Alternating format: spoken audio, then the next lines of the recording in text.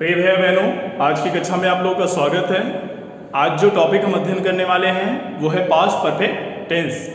Past perfect tense के वाक्यों में को हिंदी से इंग्लिश में किस प्रकार से अनुवाद करते हैं उसके बारे में हम आज सीखेंगे। पास्ट परफेक्ट टेंस पहचान: इस काल के वाक्यों में भूतकाल में किसी कार्य का पूर्ण होना पाया जाता है। वाक्यों के अंत में चुका था, चुके थे, चुकी थी अथवा या था, ए थे, ई थी आदि आता है। हेल्पिंग वर्ब के रूप में हेड का प्रयोग होता है। सब्जेक्ट सिंगुलर हो अथवा प्लूरल हो, दोनों के साथ हेड का प्रयोग किया जाता है। मेन वर्ब मुख्य क्रिया के रूप में वर्ब की थर्ड फॉर्म का प्रयोग किया जाता है। विशेष: इस काल के वाक्यों में प्रायः दो कार्य एक साथ होते हैं। इस काल के वाक्यों में प्रायः दो कार्य एक साथ होते हैं। जो कार्य पहले समाप्त होता है वह प्रिंसिपल क्लॉज होता है और उसको जब हम इंग्लिश में अनुवाद करते हैं तो हम पास्ट परफेक्ट के नियम का अनुसरण करते हैं, अर्थात पास्ट परफेक्ट के नियमानुसार उसका अनुवाद करते हैं। हेड मुख्य क्रिया के रूप हेल्पिंग वर्ब के रूप में हेड का प्रयोग करते हैं और मुख्य क्रिया के रूप में वर्ब की थर्ड फॉर्म का प्रयोग करते हैं। जो कार्य बाद में समाप्त होता है वह सबऑर्डिनेट क्लॉज होता है, अर्थात आश्रित उपवाक्य होता है। उसका हम अंग्रेजी में अनुवाद करने के लिए पास्ट इंडेफिनिट टेंस का प्रयोग करते हैं, अर्थात सब्जेक्ट के साथ वर्ब सेकंड का प्रयोग करते हैं। तो इस काल के वाक्यों में प्रायः दो कार्य साथ होते हैं। जो पहले समाप्त होने वाला कार्य है उसको पास्ट परफेक्ट के नियमानुसार हेड प्लस वर्ब थर्ड का प्रयोग करके अनुवाद करते हैं। बाद में समाप्त होने वाला कार्य पास्ट इंडेफिनिट के नियमानुसार अर्थात सब्जेक्ट के साथ वर्ब की सेकंड फॉर्म का प्रयोग करते हैं।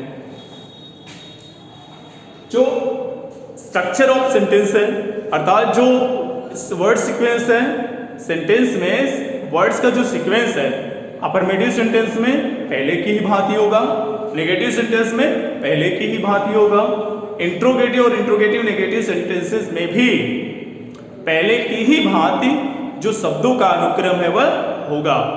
केवल मुख्य क्रिया और सहायक क्रिया में परिवर्तन होगा। देखिए, वह इन खिलौनों से पहले ही खेल चुका था, इसमें केवल एक कार्य हो रहा है। वह इन खिलौनों से पहले ही खेल चुका था। सबसे पहले हम सब्जेक्ट लिखेंगे वह ही, हेल्पिंग वर्ब हैड, वर्ब की थर्ड फॉर्म का प्रयोग करेंगे, फिर उसके पहले ही की क्रिया, अर्थात यह एडवर्ब है, इसकी अंग्रेजी से पहले आएगी। He had already played with these toys. He had already played with these toys. वह इन खिलौनों के साथ या वह इन खिलौनों से पहले ही खेल चुका था। मैं इस खेल को पहले ही देख चुका था, इसमें भी एक ही कार्य हो रहा है। तो मैं इस खेल को पहले ही देख चुका था। I had seen this game before. I had seen this game before. मेरे स्कूल पहुंचने से पहले ही वर्षा आरंभ हो चुकी थी। अब इस वाक्य को अगर हम ध्यान दें, इसमें दो कार्य एक साथ हो रहे हैं। एक तो है स्कूल पहुंचने का कार्य और दूसरा है वर्षा के आरंभ होने का कार्य।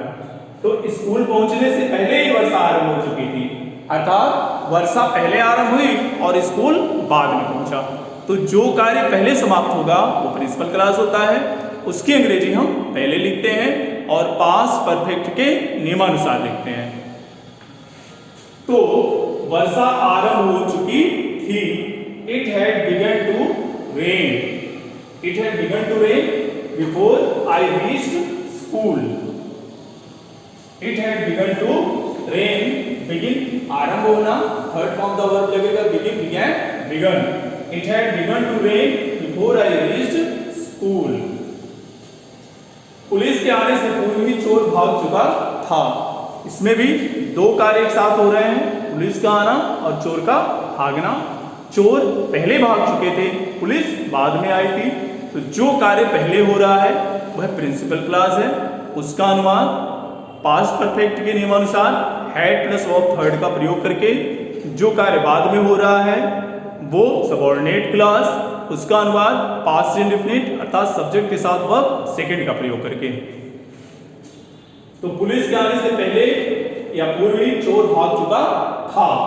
तो चोर भाग चुका था, the thief had run away, the thief had run away before the police came, the thief had run away before the police केम।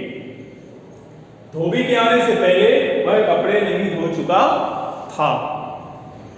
दो कार्य हो रहे हैं, धोबी का आना और कपड़ों का धोना। तो कपड़ों का धोना पहले और धोबी का आना बाद में।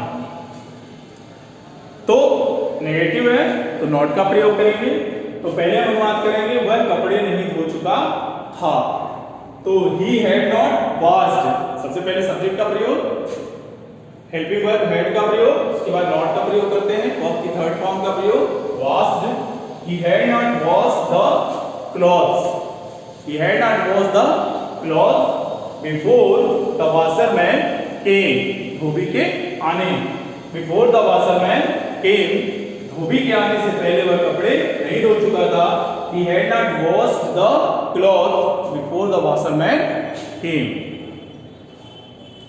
इस प्रकार से हम देखते हैं कि पास्ट परफेक्ट टेंस के वाक्यों में प्रायः दो कार्यों का एक साथ होना पाया जाता है। जो कार्य पहले समाप्त होता है वह प्रिंसिपल क्लॉज होता है, उसका अनुवाद पास्ट परफेक्ट के नियमानुसार करते हैं। जो कार्य बाद में समाप्त होता है वो सबऑर्डिनेट क्लॉज होता है और उसका अनुवाद पास्ट इंडेफिनिट के नियमानुसार किया जाता है। पास्ट परफेक्ट टेंस अर्थात हेड के साथ वर्ब थर्ड का प्रयोग और पास्ट इंडेफिनिट टेंस अर्थात सब्जेक्ट के साथ वर्ब सेकंड का प्रयोग। I hope you understand this topic. Thank you.